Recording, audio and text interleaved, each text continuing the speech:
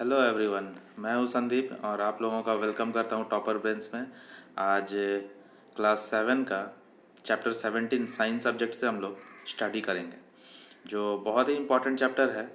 और हम लोग बहुत अच्छे से इस चैप्टर का जो सब्जेक्ट है इसको हम लोग जानते भी हैं, क्योंकि ये इस चैप्टर का जो सब्जेक्ट है, इस चैप्टर का जो नाम है वो है forest our lifeline. Forest जो हम लोग जानते हैं, जिसे जंगल कहते हैं, ठीक है। और ये हमारा लाइफ लाइन है, इसे लाइफ लाइन कहा गया फॉरेस्ट को।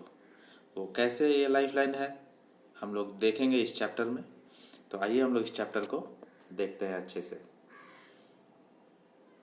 तो इसमें एक प्रोफेसर है, प्रोफेसर अहमद जो है वो कोई मीटिंग से वापस आए और बच्चों के साथ मीट किए, ठीक है।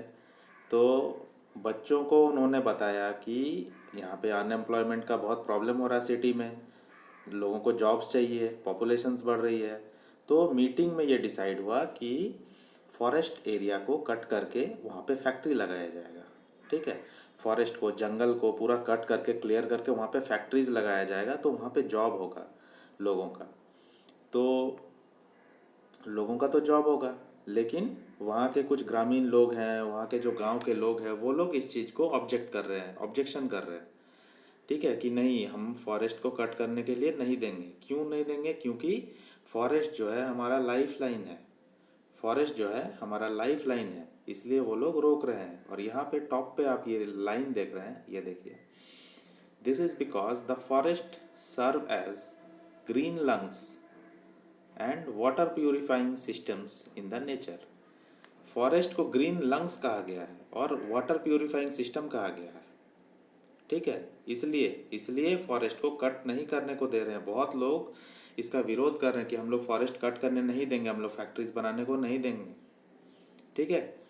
तो कैसे ग्रीन लंग्स हो सकता है? लंग्स मतलब फेफड़ा, जिससे हम लोग सांस लेते हैं, उसको रेगुलेट होता है, रेस्पिरेटरी सिस्टम का जो पार्ट है लंग्स, तो वो फॉरेस्ट को कहा जा रहा है। तो कैसे होगा वो, हम लोग ये चैप्टर को देखेंगे। तो प्रोफेसर जो हैं, प्रोफेसर सर जो हैं, उन्होंने बच्चों को लेकर के फॉरेस्ट का ट्रिप कराया, फॉरेस्ट को घूमने के लिए लेकर के गया। ये देखिए, विजिट टू फॉरेस्ट जो टॉपिक है हमारा, संडे मॉर्निंग को चिल्ड्रंस को लेकर के फॉरेस्ट विजिट कराया। तो वहाँ पे फॉरेस्ट का ही एक लड़का मिला जिसका नाम था टीबू, जो फॉरेस्ट एरिया में ही रहता था, फॉरेस्ट एरिया को अच्छे से जानता था, पहचानता था, ठीक है। तो टीबू ने सारे बच्चों को, प्रोफेसर्स को, सबको ले करके गया एक ऐसा जगह जहाँ पे सिर्फ ट्री टॉप्स दिखता था। ट्री का जो टॉप्स है सिर्फ ट्री से भरा हुआ, वहाँ से सिर्फ ऊपर से सिर्फ ट्री का टॉप दिख रहा है। ये जो 17.1 में जो फिगर है, इसके बारे में मैं कह रहा हूँ। वो एक ऐसा हाइट पे ले गया सारे बच्चों को कि वहाँ से सिर्फ ये वाला व्यू दिख रहा है, जहाँ पे सिर्फ ट्री का, प्लांट का, ट्री का जो टॉप है, ऊपरी भाग है, वो दिख रहा है, ग्रीन एकदम, ठीक है। However the cover was not uniformly green. पूरा कवर जो था, ग्रीन कवर जो था, वो पूरा ग्रीन नहीं था। The environment was peaceful and cool bridge was blowing. तो वहाँ पे इन्वायरमेंट जो है वो बहुत पीसफुल था। पीसफुल का मतलब बहुत शांति था वहाँ पे, और ठंडा हवा बह रहा था, कूल ब्रीज, ठीक है। This made children quite fresh and happy. तो इससे चिल्ड्रंस जो है, बच्चे जो है, बहुत खुश हो गए, बहुत हैप्पी हो गए। वहाँ पे बहुत ठंडा हवा चल रहा था, बहुत रिलैक्सिंग वेदर था। While coming down, they got excited on hearing a sudden sound of birds, some noise from the top branches of the trees. जब वो लोग ऊपर से, ऊंचाई से जब नीचे आ रहे थे, तो बहुत सारे बर्ड्स का चिरपिंग्स, बहुत सारे बर्ड्स का आवाज़ सुनने को मिला। तो बच्चे लोग एक्साइटेड हो गए। तो टीबू जो वहाँ का रहने वाला था, टीबू बताया कि रिलैक्स, ऐसा कोई बात नहीं है यहाँ पे, ये नॉर्मली ऐसा होता ही रहता है, ठीक है। तो चिल्ड्रंस को देख करके मंकीज जो है वो हायर अप में और ब्रांचेस में ऊपर चढ़ गए, क्लाइंब कर गए, ठीक है। और बर्ड्स को डिस्टर्ब होने लगा जिससे। तो जनरली जब कोई लोग आ जाते हैं फॉरेस्ट में, तो ये एनिमल्स जो है ये कुछ वार्निंग, कुछ अलर्ट जनरेट करते हैं, कुछ आवाज़ करते हैं, ताकि सबको पता चल जाए कि यहाँ कुछ खतरा है, ठीक है। टीबू also told that many other animals like boar, bison, jackals porcupine, elephants live in the deeper areas of the forest. यहाँ पे इस तरह के जानवर पाए जाते हैं बहुत सारे, ठीक है। Professor Ahmed cautioned children that they should not go deep into the forest. तो प्रोफेसर ने कहा, चिल्ड्रंस को वार्न किया कि आप लोग ज़्यादा अंदर नहीं जाएंगे फॉरेस्ट के, वहाँ पे इस तरह के जानवर होंगे। Bujo and Paheli remembered that they studied about the forest as an example of habitat in class 6. हम लोग क्लास 6 में पढ़े थे कि फॉरेस्ट जो है वो एक हैबिटेट है। हैबिटेट का मतलब घर, जहाँ पे बहुत सारे जीव जंतु एनिमल्स रहते हैं। दे कुड सी नाउ, तो वो बच्चे लोग चिल्ड्रंस जो है वो लोग अभी देख पा रहे हैं कि देखो यहाँ पे कितने सारे जानवर, कितने सारे चिड़िया सब एक साथ रहते हैं। तो इन लोगों को अभी समझ में आया कि फॉरेस्ट कितने जानवर का घर होता है, ठीक है। इस यहाँ पिक्चर में भी बहुत सारे जानवर यहाँ पे दिखाए गए हैं, ये देखिए सम फॉरेस्ट एनिमल्स।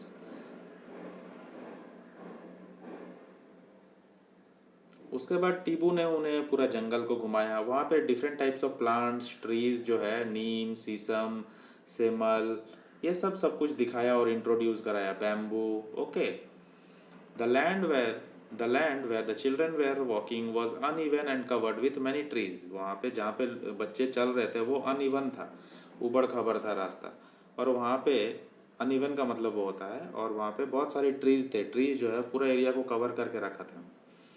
तो टीबू ने उन लोगों को हेल्प किया कि कौन सा पेड़ का क्या नाम है, कौन सा ट्री का क्या नाम है, वो बताया। साल, टीक, सीमल, शीशम, नीम, कचनार, ये सब इंट्रोड्यूस कराया। कौन? टीबू, जो जंगल का रहने वाला था उस एरिया में। और यहाँ पे बहुत श्रब्स एंड हर्ब्स, ग्रासेस भी था फॉरेस्ट में, ठीक है। छोटे छोटे पौधे जो होते हैं, श्रब्स, हर्ब्स, ग्रासेस, घास फूस, ठीक है। उसके बाद जो फॉरेस्ट का जो लैंड है वो बहुत तरह के क्रीपर्स एंड क्लाइंबर्स से भी कवर रहता है। क्रीपर्स और क्लाइंबर्स जो है वो हो गया लता, जो ऐसे करके ऊपर चढ़ती है, जो लता होता है, ऐसे लता पेड़ों पे चढ़ता है, तो वो ज़मीन में भी पूरा फैला हुआ रहता है, ठीक है, वो कवर करता है उसको। और सन जो है वहाँ पे, the sun was barely visible through the leaves of the trees, making it quite dark inside the forest. Forest में जब हम लोग घूमते हैं, जंगल में जब हम लोग घूमते हैं, तो हम लोगों को सूरज का रोशनी मिलता ही नहीं है, क्योंकि इतना घना होता है कि ऊपर देखने से रोशनी आता ही नहीं है, इतना घना होता है फॉरेस्ट।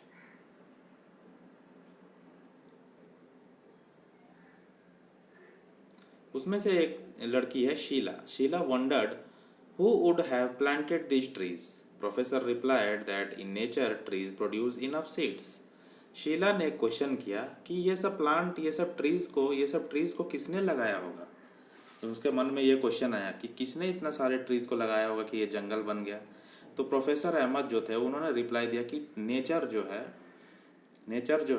नेचर में जो ट्रीज है वो सीड्स को खुद प्रोड्यूस करते हैं। सीड्स, उसका बीज जो गिरता है उसमें से ट्रीज होते जाता है, ठीक है।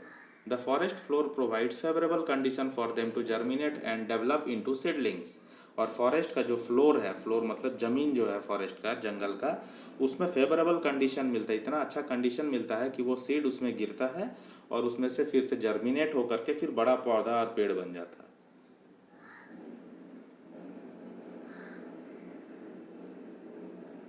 Some grow up into trees. He added that branchy part of a tree above the stem is known as crown of the tree.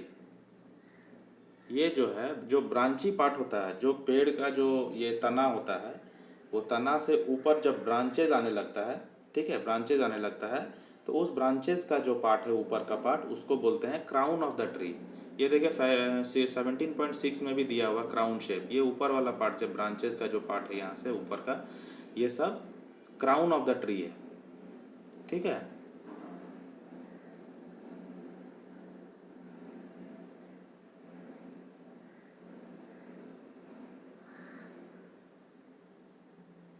Professor Ahmad pointed out that trees had crowns of different types of sizes. These had created different horizontal layers in the forest. These are known as understories.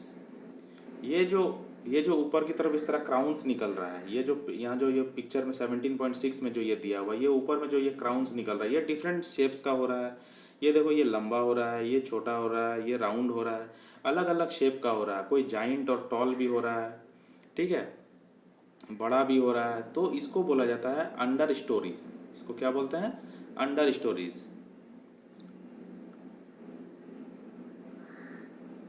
इसमें horizontal layer एक बना देता है, जिसको बोलते हैं under stories. Giant and tall trees constituted the top layer, followed by shrubs and tall grasses and herbs form the lowest layer. तो giant, पहले जाइंट ट्रीज होता है, जाइंट ट्रीज माने बहुत बड़ा बड़ा ट्री, फिर उसके बाद लॉन्ग ट्रीज होता है, लंबा ट्री, और उसके नीचे फिर श्रब्स, छोटे छोटे पौधे होते हैं, और देन हर्ब्स होते हैं, ग्रासेज होता है, घास होता है, और सबसे लोएस्ट लेयर में घास होता है। ठीक है, तो फॉरेस्ट में ऐसा करके होता है। और ये हम लोग आगे देखते हैं।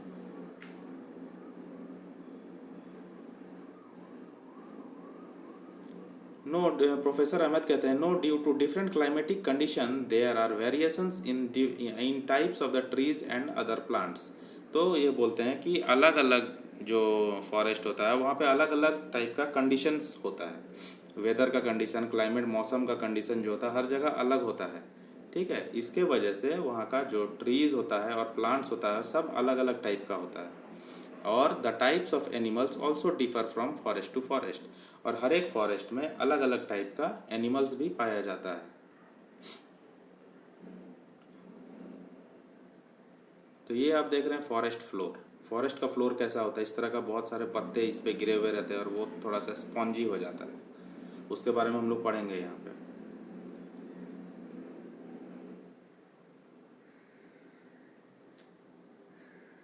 Children came across numerous insects, spiders, squirrels, ants, and various small animals on the bark of the trees, plants, leaves, and on decaying leaves on the forest floor.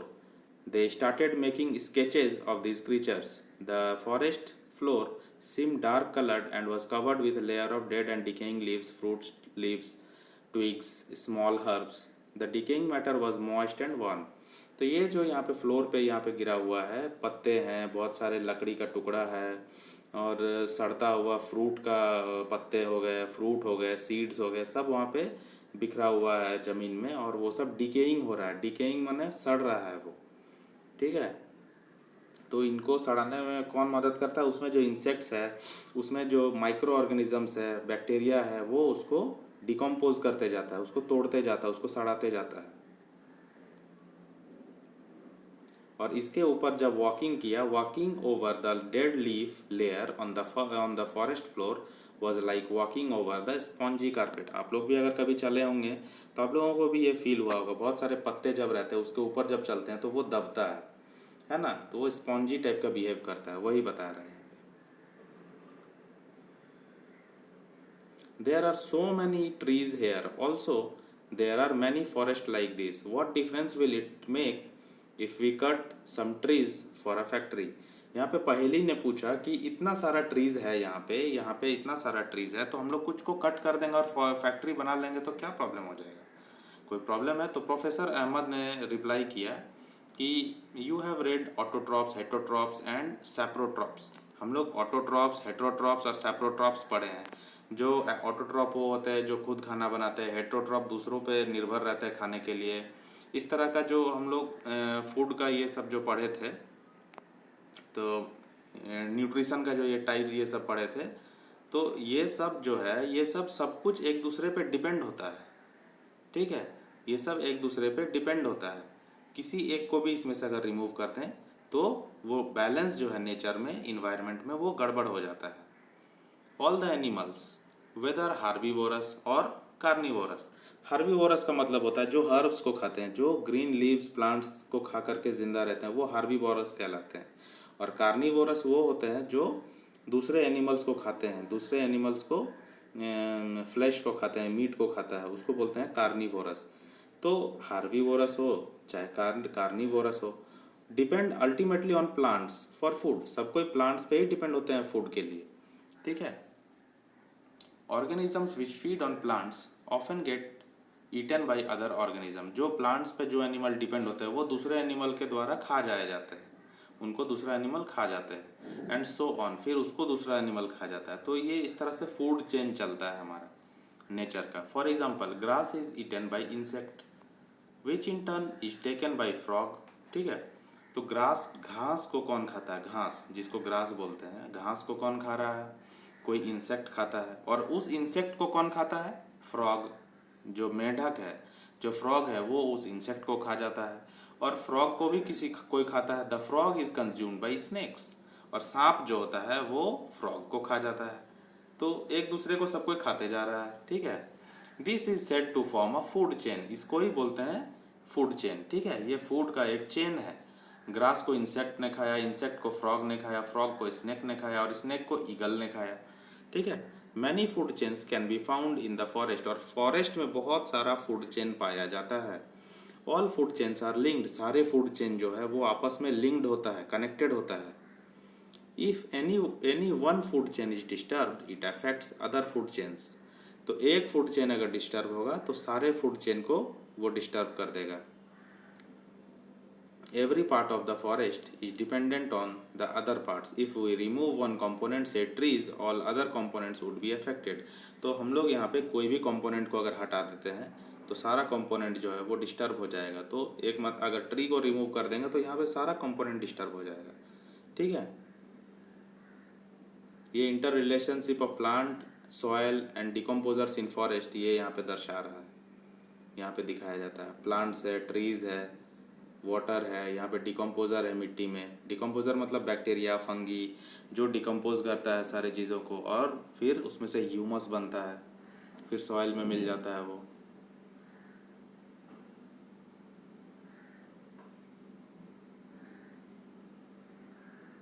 Professor Ahmed asked children to pick up leaves from the forest floor and observe them under the hand lens. तो professor ने कहा सारे बच्चों को कि थोड़ा सा आप ये जो फ्लोर है, मिट्टी है, वहाँ से थोड़े पत्ते को उठा लो, और पत्ते को उठा करके लेंस में ऑब्जर्व करो क्या उसमें दिखता है। दे फाउंड टाइनी मशरूम्स, उसमें टाइनी मशरूम्स दिखाई दिया। ठीक है, over the decaying leaves, mushrooms आपको पता होगा, मशरूम्स ऐसे होते हैं, मशरूम्स छोटा छोटा छतरी की तरह होता है मशरूम्स। ठीक है, over the decaying leaves, decaying leaves के ऊपर में मशरूम्स देखने को मिला। They also saw an army of tiny insect, बहुत सारा टाइनी, टाइनी मतलब बहुत स्मॉल स्मॉल इंसेक्ट देखने को मिला, कीड़े मकोड़े, मिलीपेड्स, एंड्स, चींटी, beetle on them. They were wondering how these organisms live there. Professor Ahmad explained that apart from these animals which are easily seen, there are several organisms and microorganisms that live in the soil. तो ये जो animals दिख रहे हैं आँखों से, इसके अलावे भी बहुत सारे ऐसे और माइक्रो ऑर्गेनिजम्स होते हैं उस पत्ते में, उस मिट्टी में, जो हम लोगों को खुले आँखों से नहीं दिख पाता है, जो माइक्रोस्कोप से देखने से ही दिख पाता है। तो वैसे माइक्रो ऑर्गेनिजम्स को हम लोग देख नहीं पाते हैं, और वैसे माइक्रो ऑर्गेनिजम्स ही हैं जो उन पत्तों को डीके करता है, उनको सड़ाता है, उनको कंज्यूम करता है, उनको खाता है, और फिर उनको ह्यूमस में कन्वर्ट कर देता है। ठीक है, that they feed upon the dead plants and animal tissues and convert them into dark colored substance. उसको डार्क कलर का एक मिट्टी टाइप का सब्सटेंस बना देता है। जब पत्ता वगैरह सड़ जाता है ज़मीन के ऊपर में, तो हम लोग देखे होंगे कि वो ब्लैक कलर का, ब्राउन कलर का एक मिट्टी जैसा ही बन जाता है, तो उसको ही ह्यूमस बोलते हैं। और ह्यूमस हम लोग पढ़े हैं, हम लोग ह्यूमस पढ़े हैं जब हम लोग फार्मिंग में हम लोग यूज़ करते हैं इसको, मिट्टी को, मिट्टी में ह्यूमस उसको डालते हैं, तो मिट्टी का जो उपजाऊ क्षमता है, फर्टिलिटी जो है वो बढ़ जाता है, और क्रॉप प्रोडक्शन जो है वो अच्छा हो जाता है। The microorganisms which convert dead plant and animals to humus are known as decomposer. तो वो माइक्रो ऑर्गेनिज्म जो डेड प्लांट और एनिमल्स का पार्ट को और डेड प्लांट का पत्ते को कन्वर्ट कर रहा है ह्यूमस में, उनको क्या कहते हैं? डिकम्पोजर्स। डिकम्पोजर का मतलब ही होता है जिसको तोड़ तोड़ करके छोटा कर दिया जाता है, उसको बोलते हैं डिकम्पोज, और जो करता है उसको decomposer. This microorganism play an important role in the forest. ये लोग इम्पॉर्टेंट रोल, सबसे इम्पॉर्टेंट रोल प्ले करता है डिकम्पोजर फॉरेस्ट में। The presence of humus ensures that the nutrient of the dead plants and animals are released into the soil. और humus के ज़रिए ही सारा न्यूट्रिएंट्स में सारा मिनरल्स आ जा रहा, विटामिन्स आ जा रहा, सब कुछ एसेंशियल कंपोनेंट जो है, जो प्लांट को लगता है, वो सब मिट्टी में चला जाता है, और मिट्टी से फिर अगेन प्लांट्स उसको एब्जॉर्ब कर लेता है। ठीक है,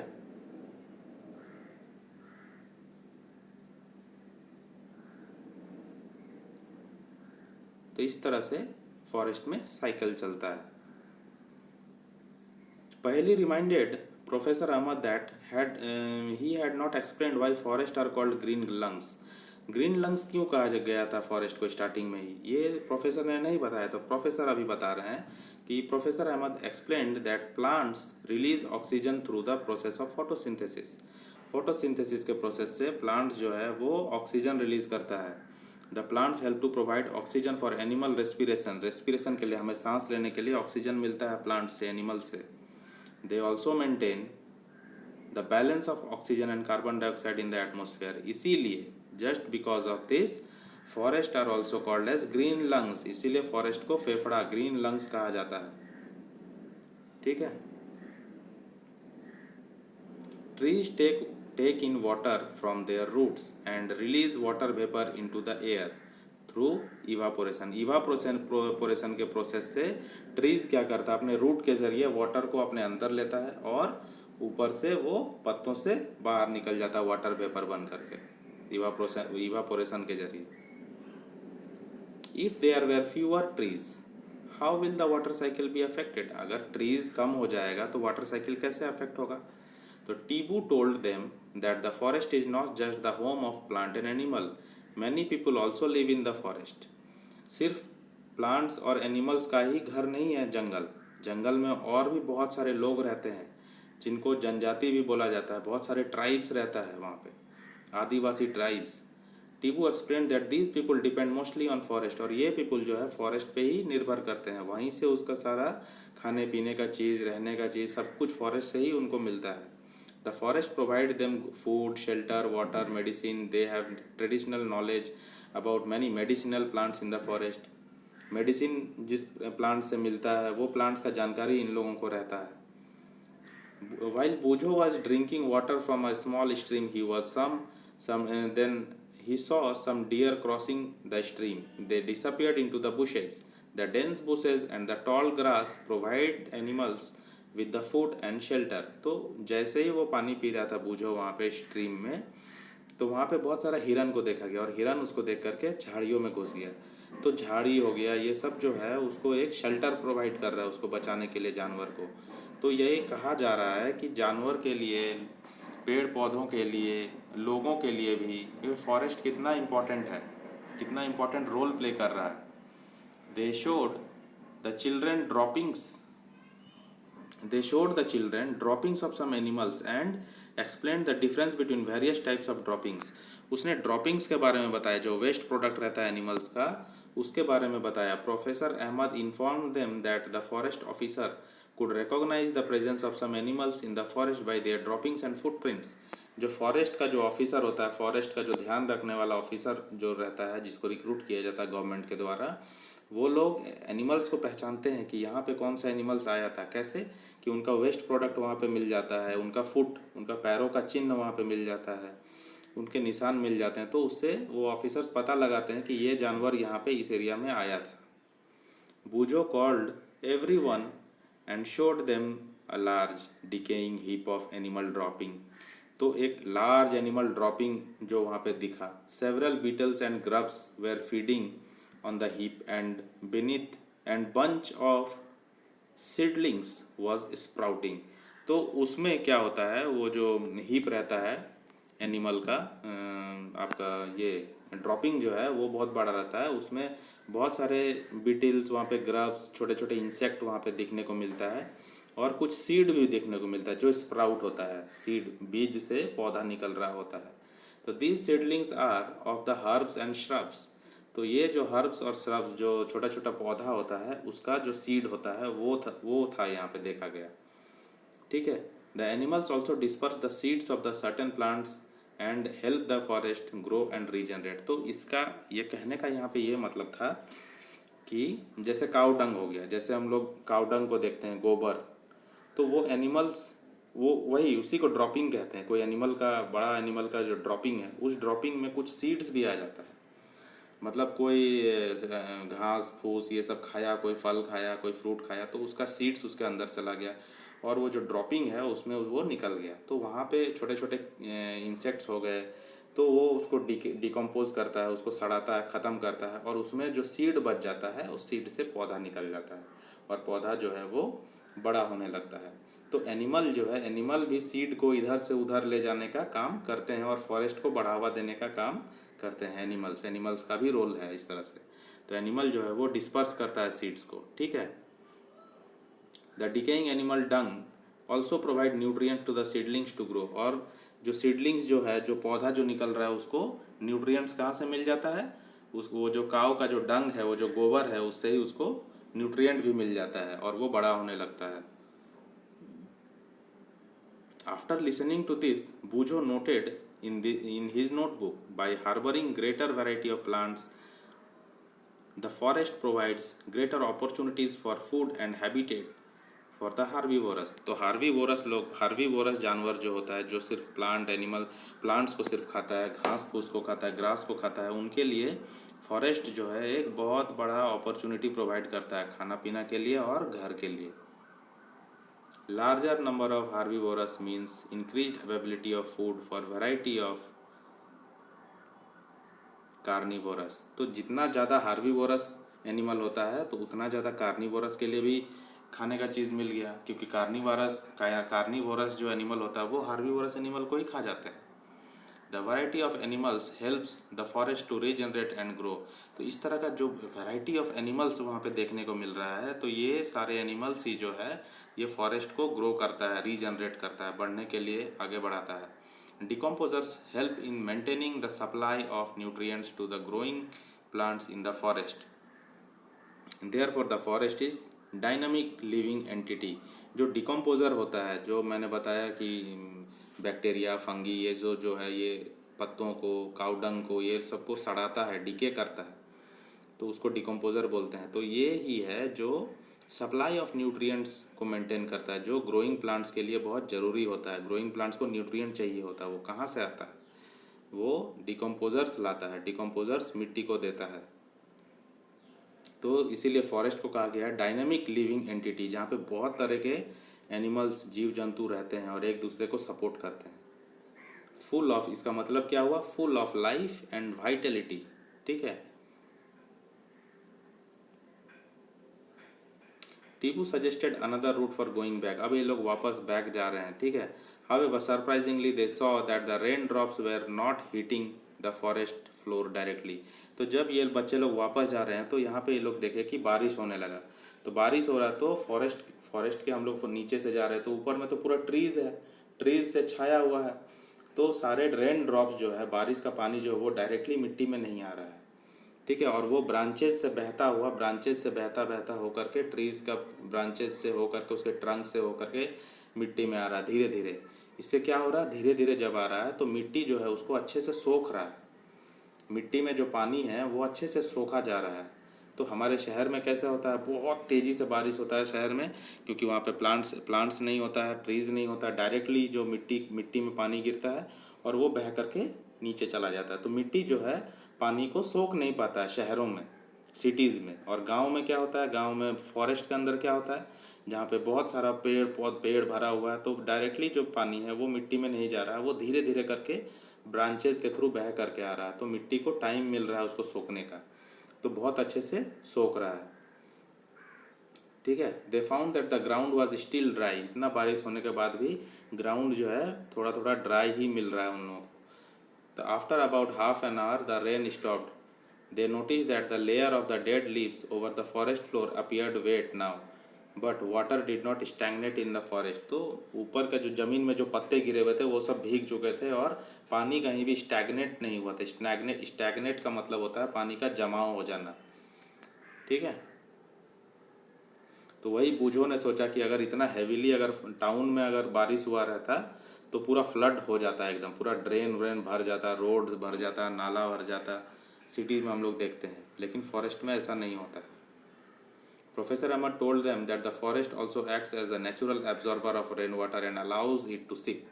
तो प्रोफेसर साहब भी यही बताएं कि फॉरेस्ट जो है वो नेचुरल एब्जॉर्बर का काम किया, रेन वाटर जो बारिश का पानी है उसको एब्जॉर्ब करने में मदद किया। कौन एब्जॉर्ब किया? सॉयल, मिट्टी जो है उसको एब्जॉर्ब कर लिया और फॉरेस्ट उसको हेल्प किया। तो इससे क्या होता है कि it helps to maintain the water table throughout the year. इससे क्या हुआ कि वाटर टेबल को, अंडरग्राउंड वाटर टेबल जो उसको मेंटेन करने में बहुत फ़ायदा होता है, क्योंकि मिट्टी के अंदर पानी वहाँ पे सिप किया, अंदर गया, मिट्टी के अंदर जा रहा है वो पानी। और शहरों में मिट्टी के अंदर पानी नहीं जाता क्योंकि मिट्टी के ऊपर तो ऑलरेडी सीमेंटेड किया हुआ रहता है ज़्यादातर, तो ऐसे भी नहीं जाता है और पेड़ भी नहीं है, तो पानी शहर में गिरता है और बह करके चला जाता है नाला में। Forest not only help in controlling floods but also help maintain the flow of water in the streams so that we get a steady supply of water. On the other hand, if trees are not present, rain hits the ground directly and may flood the area around it. वही बता रहा है कि अगर tree नहीं होता तो बारिश जो है डायरेक्टली ज़मीन पे गिरता और पूरा एरिया में पानी भर गया रहता। हेवी रेन में ऑल्सो डैमेजेस द सॉइल, और हेवी रेन जो है सॉइल को भी डैमेज करता। Roots of trees normally bind the soil together. जो जड़ होता है पेड़ का वो मिट्टी को ऐसे जकड़ा हुआ रहता, पकड़ के रखता है। But in their absence the soil is washed away by and और इरोडेड। अगर रूट नहीं रहता, अगर पेड़ नहीं रहता और मिट्टी को पकड़ा हुआ नहीं रहता तो मिट्टी को पानी बहा करके ले करके चला जाता है, इरोड कर देता है। तो ये है इम्पोर्टेंस फॉरेस्ट का। फॉरेस्ट कितने तरह से हमें काम को आ रहा है। और फॉरेस्ट जो है वो नॉइज़ पोल्यूशन को भी कम करता है, एयर को कूल रखता है, the air also remain cool. और चिल्ड्रंस जो है वो विलेज में गए, विलेज का जो हिस्ट्री है उसके बारे में पता किया, उनके कल्चर के बारे में सब कुछ जाना, एग्रीकल्चरल फील्ड को देखा। वहाँ पे टीबू का जो ग्रैंडफादर थे वो भी अपने कल्चर के बारे में बताए सब कुछ, और वहाँ कैसा था जंगल पहले और अभी कैसा है, सब चीज़ के बारे में उन्होंने बताया। It was also surrounded by forest. Construction of roads, buildings, industrial development and increasing demand of wood created pressure on the forest and it started vanishing. तो जैसे जैसे रोड बनता गया, लोग ज़्यादा बढ़ते गए और इंडस्ट्रियल डिमांड होने लगा, इंडस्ट्री का डेवलपमेंट होने लगा, तो वैसे वैसे फॉरेस्ट को है वो कट करने लगे और कट होते होते फॉरेस्ट ख़त्म होने लगा। He was not happy that the forest adjoining their village is not regenerating and is on the verge of disappearing due to overgrazing of animals and indiscriminate felling of trees. तो वो लोग भी बहुत दुखी हैं कि ट्रीज़ अचानक सारे गिर जा रहे हैं और ओवरग्रेजिंग हो जा रहा है। ओवरग्रेजिंग माने वो जो फील्ड है, फील्ड एरिया में जो ग्रास है उसको जो जानवर है वो लोग खा रहे हैं। ग्रास को खाना जो है उसको ग्रेजिंग बोलते हैं। तो ओवर ग्रेजिंग जब होता है तो वो एक प्रॉब्लमेटिक कंडीशन हो जाता है।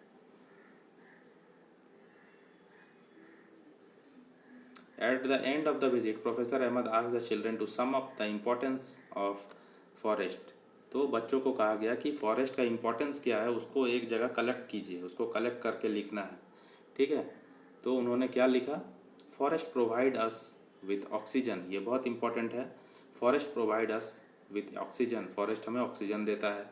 They protect soil and provide habitat to large number of animal. Forest जो है मिट्टी को भी वो प्रोटेक्ट करता है और बहुत लार्ज नंबर ऑफ एनिमल को घर देता है। ठीक है, forest help in bringing good rainfall in neighbouring areas. Forest के आसपास के एरिया में बारिश होता है जो फॉरेस्ट हेल्प करता है बारिश को लाने में। They are a source of medicinal plants, timber and many other useful product. Forest से हम लोगों को मेडिसिनल प्लांट मिलता है जिससे हम लोग दवा और मेडिसिन पाते हैं, और टिम्बर लकड़ी मिलता है हमें, और वही बहुत सारे यूजफुल प्रोडक्ट्स हमें फॉरेस्ट से मिलता है। So we must preserve our forest. So हम लोगों को फॉरेस्ट को बचाना चाहिए।